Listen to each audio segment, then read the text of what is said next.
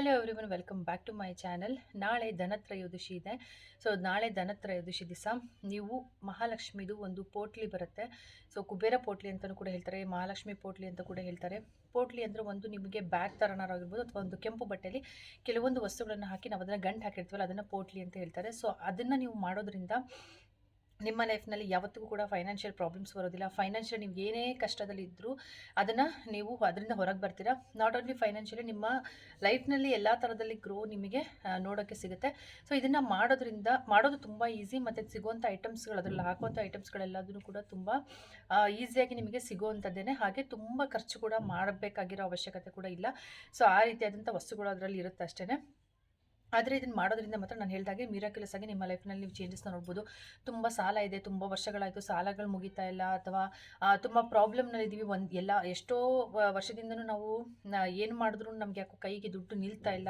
So ಇದೆಲ್ಲ ಥರದ ಪ್ರಾಬ್ಲಮ್ಸಿಗೂ ಕೂಡ ಇವತ್ತಿನ ನಾನು ಒಂದು ಮಂತ್ರಗಳನ್ನು ಕೆಲವೊಂದು ಹೇಳೋದಕ್ಕೆ ಹೇಳ್ತೀನಿ. ಸೊ ಅದ್ರ ಜೊತೆಗೆ ಈ ಪೋಟ್ಲಿ ಒಂದು ಮಾಡೋದ್ರಿಂದ ನಿಮಗೆ ನಿಜವಾಗ್ಲೂ ಲೈಫಲ್ಲಿ ತುಂಬ ಮಿರಾಕ್ಯುಲಸ್ ಆಗಿ ನೀವು ಚೇಂಜಸ್ನ ನೋಡ್ತೀರಾ. ಸೊ ಈ ವಿಡಿಯೋದಲ್ಲಿ ಪೋಟ್ಲಿ ಮಾಡೋದು ನಾನು ಮಾಡಿರೋದನ್ನೇ ನಾನು ವಿಡಿಯೋ ಮಾಡ್ಕೊಂಡಿದ್ದೀನಿ, ರೆಕಾರ್ಡ್ ಮಾಡಿದ್ದೀನಿ ಪೋಟ್ಲಿ ಮಾಡೋದನ್ನು. ಸೊ ಆ ವಿಡಿಯೋ ಸಮೇತ ನಿಮಗೆ ತೋರಿಸ್ತೀನಿ. ಸೊ ವಿಡಿಯೋನ ಸ್ಕಿಪ್ ಮಾಡದೆ ಕೊನೆ ತನಕ ನೋಡಿ ಅಂತ ಹೇಳ್ತಾ, ಎಲ್ಲ ಹೊಸದಾಗಿ ನನ್ನ ಚಾನಲ್ ನೋಡ್ತಿದ್ರೆ ಚಾನಲ್ನ ಸಬ್ಸ್ಕ್ರೈಬ್ ಮಾಡ್ಕೊಳ್ಳಿ, ಪಕ್ಕದಲ್ಲಿ ಬೆಲ್ಲೈಕನ್ನ ಪ್ರೆಸ್ ಮಾಡಿ. ವಿಡಿಯೋ ಇಷ್ಟ ಆದರೆ ಲೈಕ್ ಮಾಡೋದು, ಶೇರ್ ಮಾಡೋದನ್ನು ಮರಿಬೇಡಿ. ಸೊ ನಿಮ್ಮವ್ರ ಜೊತೆ ನಿಮಗೆ ಯಾರೆಲ್ಲ ಕಷ್ಟದಲ್ಲಿ ಇದ್ದಾರೆ ಅಂತ ಅನ್ಸುತ್ತೋ, ಅಥವಾ ಇನ್ನೂ ಚೆನ್ನಾಗಾಗಬೇಕು ಅನ್ಸೋದು, ಅವ್ರ ಜೊತೆ ಎಲ್ಲ ಈ ವಿಡಿಯೋನ ಶೇರ್ ಮಾಡ್ಕೊಳ್ಳಿ. ಸೊ ಎಲ್ಲರಿಗೂ ಕೂಡ ಇದರಿಂದ ಅನುಕೂಲ ಆಗಲಿ ಅಂತ ಹೇಳ್ತಾ, ಸೊ ಫಸ್ಟ್ ಬಂದುಬಿಟ್ಟು ಏನಂತಂದರೆ ಧನತ್ರಯೋದಶಿ ನಾಳೆ ಇರೋದು. ನಾಳೆ ಸಂಜೆ ನೀವು ಧನತ್ರಯೋದಶಿದು ಪೂಜೆ ಮಾಡಬೇಕಾಗುತ್ತೆ. ಸಂಜೆ ಕುಬೇರ ದೇವ್ರದ್ದು ಮಂತ್ರಗಳು ನಿಮಗೆ ಆನ್ಲೈನಲ್ಲೆಲ್ಲ ಸಿಕ್ಬಿಡುತ್ತೆ, ಅಥವಾ ಯೂಟ್ಯೂಬ್ನಲ್ಲಿ ಸಿಗುತ್ತೆ, ಅಥವಾ ಯಾವುದಾದ್ರೂ ಬುಕ್ ಸಿಕ್ಕರೆ ಇವತ್ತು ಪರ್ಚೇಸ್ ಮಾಡೋಕ್ಕೋದ್ರೆ ಹೋಗಿ ತೊಗೊಂಡು ಬನ್ನಿ. ಕುಬೇರ ಯಂತ್ರ ಕೂಡ ಸಿಗುತ್ತೆ. ಸೊ ಕುಬೇರ ಯಂತ್ರ ಕೂಡ ಮಾಡೋದನ್ನು ನಾನು ನೆಕ್ಸ್ಟ್ ವಿಡಿಯೋದಲ್ಲಿ ತೋರಿಸ್ತೀನಿ, ಕುಬೇರ ಯಂತ್ರ. ಸೊ ಇದನ್ನು ಕೂಡ ನೀವು ನಾಳೆ ಮಾಡ್ಬೋದು. ಒಂದೊಂದೇ ವೀಡಿಯೋಸ್ನಲ್ಲಿ ಹಾಕ್ತೀನಿ, ಒಂದೇ ವಿಡಿಯೋದಲ್ಲಿ ಎಲ್ಲದನ್ನು ನಾನು ಅಪ್ಲೋಡ್ ಮಾಡೋದಕ್ಕಾಗಲ್ಲ. ಸೊ ಲಾಂಗ್ ವೀಡಿಯೋಸ್ ಆಗಿಬಿಡುತ್ತೆ. ಹಾಗಾಗಿ ಕುಬೇರ ಯಂತ್ರ ಕೂಡ ತೋರಿಸ್ತೀನಿ. ಸೊ ಅದನ್ನು ಒಂದು ಮಾಡಿ ಇಟ್ಬಿಡು. ಅದಾದಮೇಲೆ ನೀವು ಮಹಾಲಕ್ಷ್ಮಿ ದೇವ್ರದ್ದು ಸ್ತೋತ್ರ ಮತ್ತು ಕುಬೇರ ದೇವ್ರದ್ದು ಸ್ತೋತ್ರನ ನೀವು ನಾಳೆ ಸಂಜೆ ಅಂದರೆ ಆದಷ್ಟು ಗೋಧೂಳಿ ಸಮಯ ಆದಮೇಲೆ ಸ್ಟಾರ್ಟ್ ಮಾಡ್ಕೊಳ್ಳಿ. ಅಂದರೆ ರಾತ್ರಿ ತನಕ ನಿಮಗೆ ಮುಹೂರ್ತ ತುಂಬ ಚೆನ್ನಾಗಿರುತ್ತೆ. ರಾತ್ರಿ ತನಕ ನೀವು ಪೂಜೆ ಮಾಡ್ಬೋದು. ಆ್ಯಕ್ಚುಲಿ ರಾತ್ರಿಯಲ್ಲೇ ಮಾಡಬೇಕು ಅಂತ ಹೇಳ್ತಾರೆ. ಸೊ ಅಟ್ಲೀಸ್ಟ್ ಸಂಜೆ ಮೇಲೆ ಒಟ್ಟು ಕತ್ಲಾದ್ಮೇಲೆ ಒಂದು 7:30 8 ಈ ಟೈಮ್ನಲ್ಲಿ ನೀವು ಪೂಜೆ ಮಾಡೋದು ತುಂಬ ಶ್ರೇಷ್ಠ ಅಂತ ಹೇಳ್ತಾರೆ. ಜೊತೆಲಿ ಬಾಗಿಲಿನಲ್ಲಿ ನಾಳೆಯಿಂದ ಯಾರು ಇದುವರೆಗೂ ಹಚ್ಚಿಲ್ಲ, ನಾನು ಈಗಾಗಲೇ ಒಂದು ವಾರದಿಂದನೇ ನಾವೆಲ್ಲ ದೀಪ ಹಚ್ತಾ ಇರ್ತೀವಿ. ನಮಗೆ ಹುಣ್ಣಿಮೆ ಬಂತು, ಅವಾಗಿಂದನೇ ಕೆಲವರು ಹಚ್ಚಕ್ಕೆ ಹೇಳಿದ್ರು. ಸೊ ನಾನು ಮನೆಯಲ್ಲಿ ದೀಪನ ಹಚ್ತಾ ಇದ್ದೆ. ಸೊ ಯಾರೆಲ್ಲ ಬಾಗಿಲಿಗೆ ದೀಪ ಹಚ್ಚಕ್ಕೆ ಸ್ಟಾರ್ಟ್ ಮಾಡಿಲ್ಲ, ನಾಳೆಯಿಂದ ನೀವು ಅದನ್ನು ಕೂಡ ನೀವು ದೀಪನ ಹಚ್ಚಿಡ್ಬೋದು. ಸೊ ಬಾಗಿಲಲ್ಲಿ ದೀಪ ಹಚ್ಚಿಡಿ, ತುಳಸಿ ದೇವ್ರ ಮುಂದೆನೂ ಕೂಡ ದೀಪ ಹಚ್ಚಿಡಿ. ಅದಾದಮೇಲೆ ಮನೆ ದೇವ್ರ ಮುಂದೆ 2 ದೀಪನ ಹಚ್ಚಿಟ್ಬಿಟ್ಟು, ಸೊ ಇದೆಲ್ಲ ಏನು ಪೋಟ್ಲಿ ಐಟಮ್ಸ್ ನಾನು ಹೇಳಿದ್ದೀನಿ ಅದನ್ನೆಲ್ಲ ನೀವು ಹಾಕ್ಬಿಟ್ಟು ಅದು ಗಂಟು ಹಾಕ್ಬಿಟ್ಟು ದೇವ್ರ ಮುಂದೆ ಇಡಬೇಕಾಗುತ್ತೆ. ನಾಳೆ ಧನತ್ರಯೋದಶಿಗೆ ಏನೇನೆಲ್ಲ ವಸ್ತುಗಳನ್ನು ಕೂಡ ತಗೋಬೇಕು ಅನ್ನೋದು ಕೂಡ ನಾನೊಂದು ವಿಡಿಯೋ ಮಾಡ್ತೀನಿ. ಸೊ ಅದನ್ನು ಕೂಡ ವಾಚ್ ಮಾಡಿ. ಸೊ ನೀವು ಧನತ್ರಯೋದಶಿ ದಿವಸ ಏನೇನೆಲ್ಲ ತರೋಕ್ಕೆ ಸಾಧ್ಯ, ಯಾರಿಗೆಲ್ಲ ಈಗ ಬಂಗಾರ ಬೆಳ್ಳಿ ಎಲ್ಲರಿಗೂ ಕೂಡ ತಗೊಳ್ಳೋದಕ್ಕಾಗೋದಿಲ್ಲ, ಸೊ ಅಂಥವ್ರು ಏನು ತೊಗೊಳ್ಬೇಕು, ಸೊ ಅದನ್ನು ಕೂಡ ನಾನು ಹೇಳ್ತೀನಿ, ನೆಕ್ಸ್ಟ್ ವೀಡಿಯೋದಲ್ಲಿ ಹೇಳ್ತೀನಿ. ಸೊ ಮಿಸ್ ಮಾಡಿದೆ ನೆಕ್ಸ್ಟ್ ವೀಡಿಯೋ ಕೂಡ ವಾಚ್ ಮಾಡಿ ಅಂತ ಹೇಳ್ತಾ, ಸೊ ಈ ಪೋಟ್ಲಿ ಒಂದು ಮಾಡಾದ್ಮೇಲೆ ಇದನ್ನು ನೀವು ಕುತ್ಕೊಂಡು ಶ್ರದ್ಧೆಯಿಂದ ಪೂಜೆ ಮಾಡಿ, ನಿಮ್ಮ ಕಷ್ಟಗಳೇನೇನಿದೆ ದೇವ್ರ ಹತ್ರ ಹೇಳ್ಕೊಳ್ಳಿ. ಅದಾದಮೇಲೆ ಈ ಪೋಟ್ಲಿನ ಇಟ್ಬಿಟ್ಟು ಹಾಗೆ ಪೂಜೆ ಮಾಡಿ. ಏನು ಅಮಾವಾಸ್ಯೆ ಬರುತ್ತೆ, ದೀಪಾವಳಿ ಅಮಾವಾಸ್ಯೆ, ಅದು ಅವತ್ತಿನ ದಿವಸನೂ ಕೂಡ ರಾತ್ರಿನೇ ಪೂಜೆ ಮಾಡಿ, ಒಳ್ಳೆಯದು ತುಂಬ. ಸೊ ಅವತ್ತಿನ ದಿವಸ ಅಂದರೆ ಸೋಮವಾರ ರಾತ್ರಿ ಪೂಜೆ ಮಾಡಿ ಆದಮೇಲೆ ನೆಕ್ಸ್ಟ್ ಡೇ ಅದನ್ನು ನೀವು ತೊಗೊಂಡೋಗ್ಬಿಟ್ಟು ನಿಮ್ಮ ಬೀರುನಲ್ಲಿ ಇಡಬೇಕಾಗತ್ತೆ. ನಿಜವಾಗ್ಲೂ ನಿಮ್ಮ ಲೈಫ್ನಲ್ಲಿ ನೀವು ಗ್ರೋತ್ನ ನೀವೇ ನೋಡ್ತೀರಾ. ತುಂಬ ನಿಮಗೆ ಫೈನಾನ್ಷಿಯಲ್ ಗ್ರೋತ್ ತುಂಬ ಚೆನ್ನಾಗಿ ಆಗುತ್ತೆ. ಜೊತೆಲಿ ನಿಮ್ಮ ಕಷ್ಟಗಳೆಲ್ಲ ಕೂಡ ಪರಿಹಾರ ಆಗ್ತಾ ಬರುತ್ತೆ. ಕಂಪ್ಲೀಟಾಗಿ ಅದು ವಿಡಿಯೋನ ನೋಡಿ ಆಮೇಲೆ ಮತ್ತೆ ಸಿಗ್ತೀನಿ. ಮೊದಲು ನೀವೊಂದು ಕೆಂಪು ಬಟ್ಟೆನ ತೊಗೊಳ್ಬೇಕಾಗುತ್ತೆ. ನಾನು ವೀಡಿಯೋದಲ್ಲಿ ಹೇಗೆ ತೋರಿಸಿದ್ದೀನಲ್ಲ ಇಷ್ಟಿದ್ರೂ ಸಾಕಾಗುತ್ತೆ. ಸೊ ಫಸ್ಟು ಒಂದು ಕೆಂಪು ಹೊಸ ಬಟ್ಟೆ ಆದರೆ ಒಳ್ಳೆಯದು. ಹಳೆ ಬಟ್ಟೆ ಯಾರು ಕೂಡ ಯೂಸ್ ಮಾಡಬೇಡಿ, ಹೊಸ ಬಟ್ಟೆನೇ ತೊಗೊಳ್ಳಿ.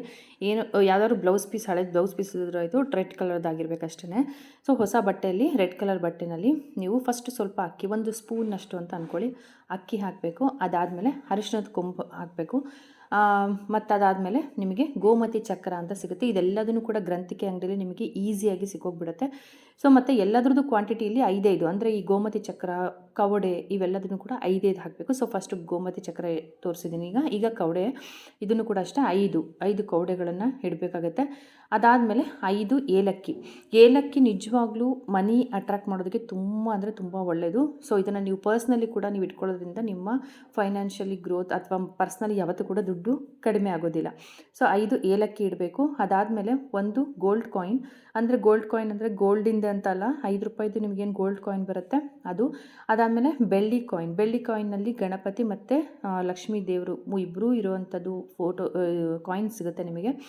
ಅದನ್ನು ಬೆಳ್ಳಿ ಕಾಯಿನನ್ನು ಇಡಿ. ಬೆಳ್ಳಿ ಕಾಯಿನ್ ಅಷ್ಟು ದೊಡ್ಡದು ನಿಮಗೆ ತೊಗೊಳಕ್ಕಾಗಲ್ಲ ಅನ್ನೋರು ಸಣ್ಣ ಪ್ರಮಾಣದಲ್ಲಾದರೂ ನೀವೇನಾದರೂ ಬೆಳ್ಳಿದನ್ನು ಇಡಬಹುದು.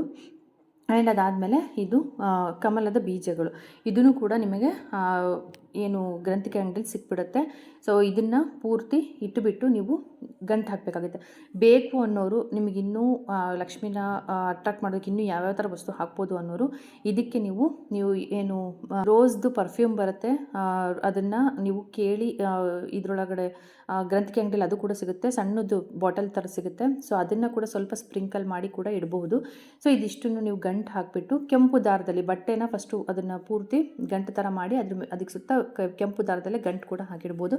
ಇದನ್ನು ನೀವು ಲಕ್ಷ್ಮೀ ದೇವ್ರ ಫೋಟೋ ಏನಾದ್ರು ಇತ್ತು ಮನೇಲಿ ಅಂದರೆ ಅಲ್ಲಿ ಇಟ್ಬಿಟ್ಟು ಇದನ್ನು ಪೂಜೆ ಮಾಡಿ, ನಾಳೆ ಧನತ್ರಯೋದಶಿ ದಿವಸ ಯಾವಾಗ ಪೂಜೆ ಮಾಡಬೇಕು ಅನ್ನೋದು ಕೂಡ ನಾನು ನೆಕ್ಸ್ಟ್ ವಿಡಿಯೋದಲ್ಲಿ ಹೇಳ್ತೀನಿ. ಸೊ ಆ ಟೈಮ್ನಲ್ಲಿ ಇದನ್ನು ಪೂಜೆ ಮಾಡಿ ಹಾಗೆ ಅಲ್ಲೇ ದೇವ್ರ ಮುಂದೆನೇ ಇಟ್ಬಿಟ್ಟು ದಿನ ಅದನ್ನು ಪೂಜೆ ಮಾಡ್ತಾ ದೀಪಾವಳಿ ಹಬ್ಬ ಮುಗಿದ ಮೇಲೆ, ಅಂದರೆ ಅದು ದೀಪಾವಳಿ ಹಬ್ಬದ ದಿವಸ ಏನಿರುತ್ತೆ ಆ ದಿವಸ ತೊಗೊಂಡೋಗ್ಬಿಟ್ಟು ನೀವು ಬೀರೋಲಿಟ್ಟು ಪೂಜೆ ಮಾಡಬೇಕಾಗುತ್ತೆ.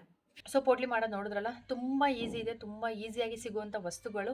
ಅದರಲ್ಲಿ ಬೆಳ್ಳಿ ಕಾಯಿನ್ ಒಂದು ಹೇಳಿದ್ದೀನಿ, ಅದೊಂದೇ ಸ್ವಲ್ಪ ಎಕ್ಸ್ಪೆನ್ಸಿವ್. ಅಂದರೆ ಆದಷ್ಟು ಟ್ರೈ ಮಾಡಿ, ಇಲ್ಲಾಂದರೆ ಬೆಳ್ಳಿದು ನಿಮ್ಮ ಹತ್ರ ಬೇರೆ ಏನು ಹೊಸದು ವಸ್ತು ಸಣ್ಣ ಪ್ರಮಾಣದ್ದು ಏನೋ ನಿಮಗೆ ತಂದು ಇಡೋಕ್ಕಾಗುತ್ತೆ ಅದನ್ನಾದರೂ ಇಡಿ. ನಿಮಗೆ ನಾನು ಕಾಯಿನೇ ಇಡಬೇಕು ಅಂತ ಎಲ್ಲರೂ ಹೇಳೋದು, ಬಟ್ ನಿಮಗೆ ಆಗಲ್ಲ ಅನ್ನೋದು ಕಾಯಿನ್ಗಳು ಕೆಲವೊಂದು ಸಣ್ಣದು ಸಿಗುತ್ತೆ. ಇವಾಗ ದೀಪಾವಳಿಗೆ ಅಂತಲೇ ತುಂಬ ಲೈಟ್ ವೆಯ್ಟಲ್ಲಿ ಅಥವಾ ತುಂಬ ಸಣ್ಣದು ಈ ಸೈಜ್ನಲ್ಲಿ ಮಾಡಿಟ್ಟಿರ್ತಾರೆ. ಸೊ ಆಗಲಿಲ್ದವರು ಆ ಥರನಾದರೂ ನೀವು ಮಾಡ್ಕೊಳ್ಬೋದು. ಬಿಟ್ಟರೆ ಎಲ್ಲ ಐಟಮ್ಸ್ಗಳು ತುಂಬ ಈಸಿಯಾಗಿ ಅವೈಲೇಬಲ್ ಇರುವಂಥದ್ದು, ತುಂಬ ಕಡಿಮೆ ದುಡ್ಡಿನಲ್ಲೇ ಆಗೋವಂಥದ್ದು ಹೇಳಿರೋದು. ಸೊ ಅದನ್ನೆಲ್ಲ ಒಂದು ಕೆಂಪು ಬಟ್ಟೆಯಲ್ಲಿ ಸುತ್ತಿಬಿಟ್ಟು ಕೆಂಪು ದಾರದಲ್ಲಿ ಅದನ್ನು ಗಂಟು ಹಾಕಿಬಿಟ್ಟು ನೀವು ಅದನ್ನು ಇಟ್ಬಿಟ್ಟು ಪೂಜೆ ಮಾಡಿ, ನೆಕ್ಸ್ಟ್ ದೀಪಾವಳಿ ಅಷ್ಟೊತ್ತಿಗೆ ನಿಮ್ಮ ಲೈಫ್ನಲ್ಲಿ ಎಷ್ಟೊಂದು ಚೇಂಜಸ್ ಆಗಿರುತ್ತೆ ನೀವೇ ಹೇಳ್ತೀರಾ. ಸೊ ನಿಮಗೆ ಏನೇ ಫೈನಾನ್ಷಿಯಲ್ ಚೇಂಜಸ್ ಆಯಿತು ಅಂದರೂ, ಅಥವಾ ಫೈನಾನ್ಷಿಯಲ್ ಏನಾದ್ರು ಗೇನ್ ಆಯಿತು, ಅಥವಾ ನಿಮ್ಮ ಬಿಸ್ನೆಸ್ ಚೆನ್ನಾಗಾಯಿತು, ಏನೇ ಆದರೂ ಕೂಡ ಬಂದು ಕಮೆಂಟ್ ಮಾಡಿ ಅಂತ ಹೇಳ್ತಾ ನೆಕ್ಸ್ಟ್ ವೀಡಿಯೋದಲ್ಲಿ ಸಿಗ್ತೀನಿ. ಅಲ್ಲಿವರೆಗೂ ಟೇಕ್ ಕೇರ್, ಬಾಯ್.